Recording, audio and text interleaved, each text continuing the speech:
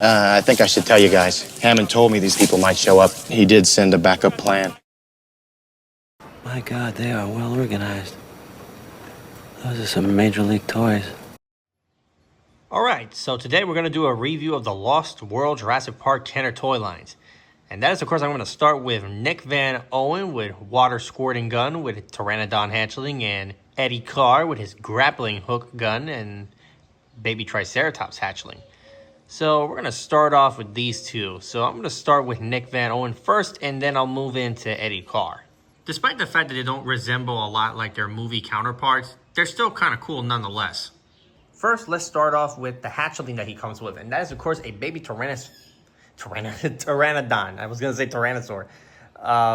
It's got the really just plain color that it has, just the beige color with the blue color from the tip of the tail all the way to the crest, and the yellowish color from the head all the way to down here.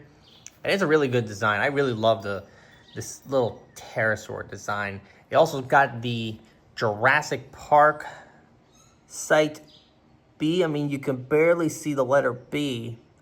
But I mean, it's just a hatchling, so you can only see the JP and the rounded circle indicating Site B. There's not a lot of articulations with this thing. It's just a posable dinosaur.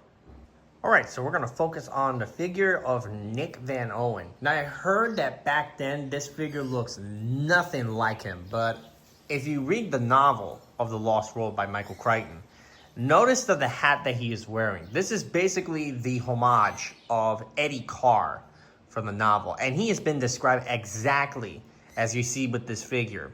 He's got the hat and a guy in his mid-20s. You can tell that this is basically Eddie Carr, but in circumstances, his name is Nick Van Owen. But basically, the appearance of the figure is paying homage to the novel version. So we're gonna start off with, just take off his gear. You gotta be very careful with this because some of these can break off if you try to pulling them on and on, on and on, on and on. You gotta be very, very, very gentle with this. You don't wanna force it too much because you could accidentally break it at the tip. This is why I shouldn't have put these in the first place, man. Like, they're too darn. I'm gonna have to pause the video and do this. There, problem solved. Now let's look with the figure. But like I said, the gear that he comes with is very sensitive, and of course it can break easily if you try to put it in the wrong place in the wrong time. You most likely could break. Let's show you what I mean. Why? For those of you that own this, I noticed. Let me see if I can get the camera to focus. Let's see. See if I can. There you go. The reason why it's very important, you have to be very careful with this because, I actually put this. It has to be under the middle section. When you put this, it has to be on the middle. If you put it at the far end, there's a good chance you might accidentally break the anchors, because this one, I gotta say, I placed it immediately in the front unknowingly, and I don't know if you can see it. I don't know if you can see the white stuff. This white stuff, if you can see, it's now turning a little bit whiter, so that means that this stuff is gonna break if I continue putting it on all the way to the front. Instead, you should put it right in the middle. That way you can, or even better, just put it in the third one. But I just really leave him the way he is. Like, I don't need to put these on the back anyway. And basically, it's a cool accessory that he comes with. It's basically a water gun. Like, you just pump water and then you just squeeze this and water comes out. As a matter of fact, I'm gonna try to get a bottle of water and see if I can do it. So we're just gonna dump this sucker in the water, give it a big squeeze, so it absorbs all the water. Just give it a small tight squeeze. You can see the bubbles. It's already full. As you can see, that's all the water you can get. You can't just get it at the top. It only reaches at one certain point. It's somewhere in the middle of it. I mean, you can barely see the coloration of the water. I mean, obviously this is water. So now that's out of the way, we're gonna do a demonstration. Do it right here. There we go. So you have to do it like this, so. But yeah, water comes out cool. But I'd rather just leave it the way it is because, you know, I can't leave water in it. Just gotta make sure this stuff. I heard that the original Dennis Nedry comes with a translucent water where you can see it squirting out of this. But I actually kind of like the black coloration, sort of conceals it. Like it's like a flamethrower or something, but no, it's just a water squirting gun. I did see that Mattel did recreate this, but it was nowhere near as good as the old Kenner style, where you can squirt water out of it.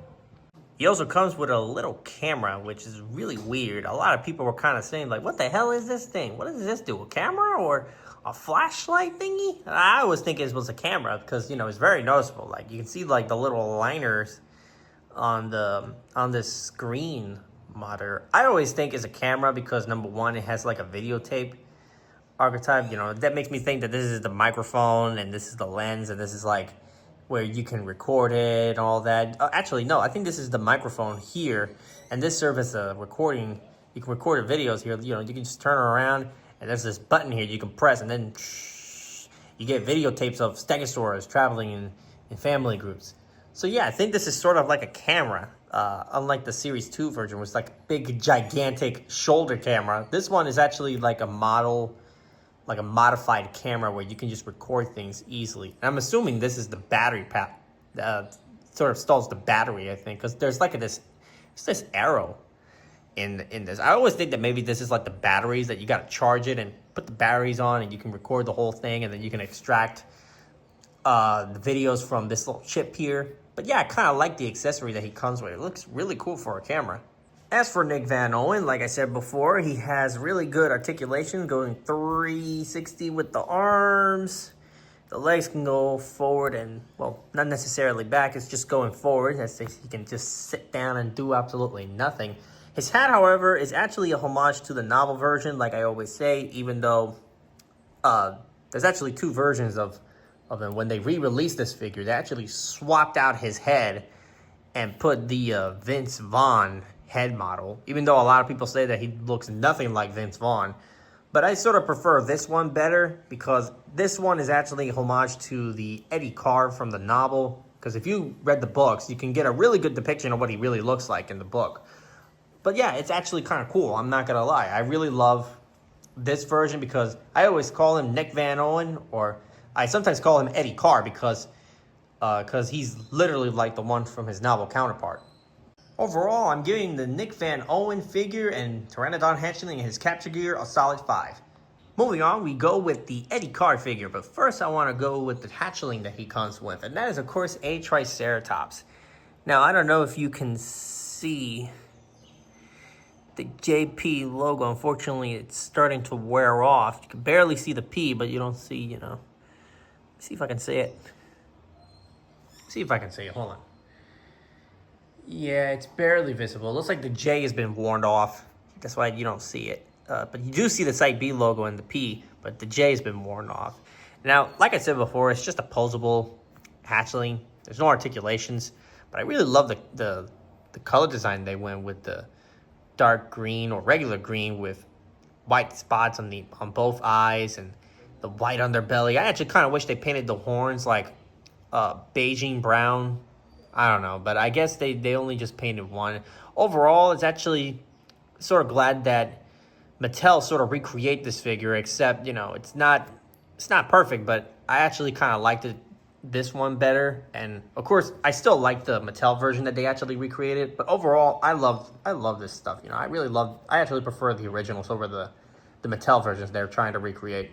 All right, so let's focus on Eddie Carr, the equipment expert of the Lost World. Now, his capture gear is pretty simple. I mean, it's just one capture gear that he comes with. It was actually and this is actually the same one from Harpoon Harrison, I believe, or Jackson, I believe. I think that's probably the one. I don't know, but it's basically the same one from the Dino Trackers, and basically it's simple. You know, you just pop the darn thing in there. You press this button here, and you just basically press this button, and then it fires. But not in the way that you would expect it. But yeah, I just wrapped it up, and I don't rarely use this stuff a lot. pop it back in. I did a comparison between with the Alan Grant's capture gear with the grappling hook, or with the grappling gun. And of course, I always call this the grappling cannon, whereas the other one is the grappling hook gun. But yeah, it's basically the same model from the Dino Trackers. I actually still have it in my room, and if I want to do a comparison with it, but maybe for another time. Last but not least, we have the expert himself, and it's Eddie Carr. Now, Eddie Carr does not look like the film version because he's got the hat on, and of course, the uniform doesn't match. But I think, hear me out. I think the design that they chose him, you know, if you go to the storyboards of The Lost World, in the storyboard, there's a character by the name of Dr. Thorne, or Jack Thorne, as we all know. And this took me by surprise, that I always think that Eddie Carr's figure, it's literally Dr. Jack Thorne. And I think you can get a really good depiction of his novel counterpart. Makes you think like, oh, maybe this is what Jack Thorne really looks like in the book, you know, except that he's old and he's got a beard and everything. But yeah, overall, the same articulation as always. He can just sit down, go 360 with his arms, 360 with his head. And he's got a cool looking hat. I'm surprised that the actor who played Eddie Carr even asked Spielberg, like, why am I wearing a hat? It's so funny, and he gives him an explanation. I think it's because it's a homage to the Indiana Jones tribute. But nonetheless, I kind of like the figure. I really do. Overall, I just really love this, man. Overall, I'm giving Eddie Carr sort of a 4 out of 5. I mean, it's a good figure with a good hatchling, but his capture gear wasn't really good. I sort of wish it comes with the Lindstrom air rifle, kind of like the one in the movie. But it's a 4 out of 5 nonetheless. That's it for the review. I hope you guys enjoyed. If you want to see more of this stuff, hit the like button, subscribe, and share this with your buddies. And don't forget to leave a comment down below if you want to see more of this stuff.